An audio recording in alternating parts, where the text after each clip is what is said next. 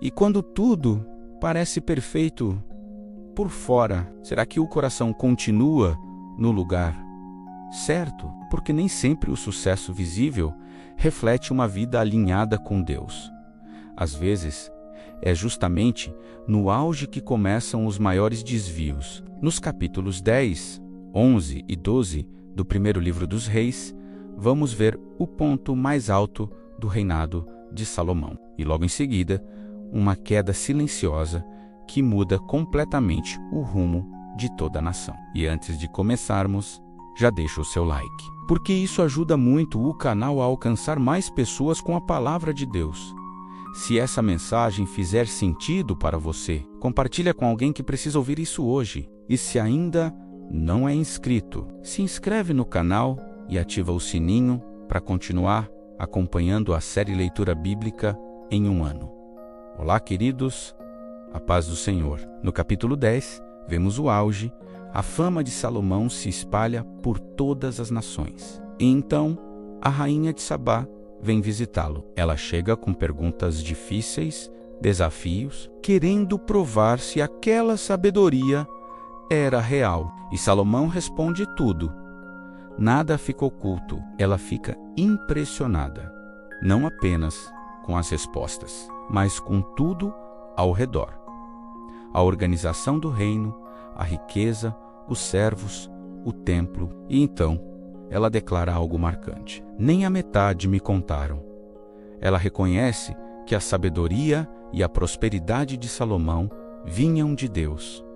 Esse é o ponto mais alto. O reino está forte, respeitado, admirado. A riqueza é abundante. O ouro, a prata, os tributos, tudo cresce. Mas aqui existe um alerta escondido. O texto começa a mostrar excessos.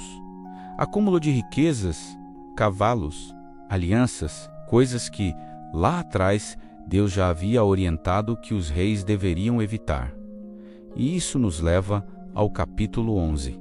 Aqui começa a queda. Não de forma repentina, mas gradual. Salomão começa a se envolver com muitas mulheres estrangeiras. E não é apenas uma questão de relacionamento. Elas trazem seus costumes, suas crenças, seus deuses, e aos poucos, o coração de Salomão se inclina. Ele começa a construir altares para outros deuses. Participa de práticas que Deus havia proibido. E aqui está a chave. O problema não começou na idolatria. Começou nas escolhas que pareciam pequenas. A Bíblia deixa claro. Seu coração já não era totalmente do Senhor como o de Davi. E isso traz consequências.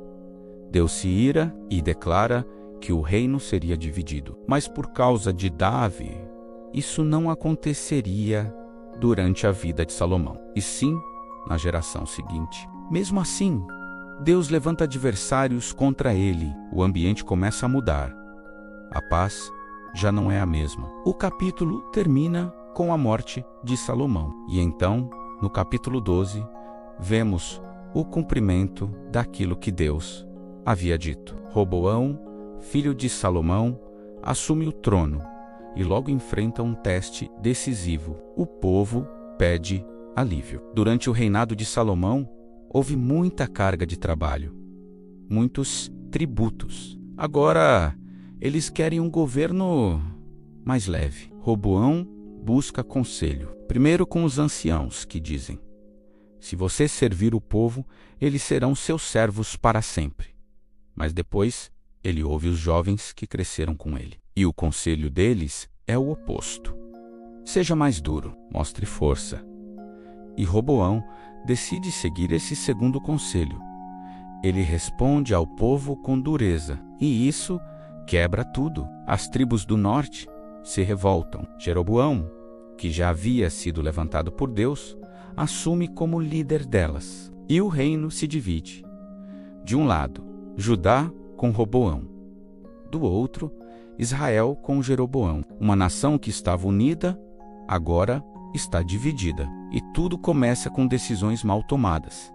Mas não para por aí. Jeroboão, com medo de perder o controle do povo, cria um sistema alternativo de adoração. Ele faz bezerros de ouro e diz: aqui estão os deuses que tiraram vocês do Egito. Ou seja, ele leva o povo novamente à idolatria. Isso aprofunda ainda mais o afastamento de Deus.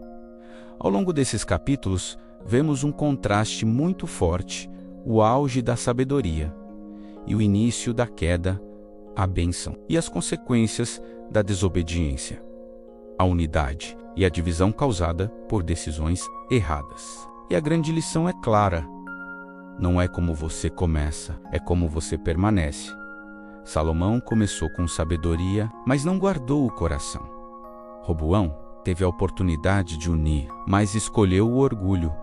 E isso mudou a história de uma nação inteira. E a pergunta que fica é: você tem protegido o seu coração? Ou está permitindo pequenas escolhas te afastarem de Deus aos poucos? Se essa mensagem falou com você, deixa o seu like.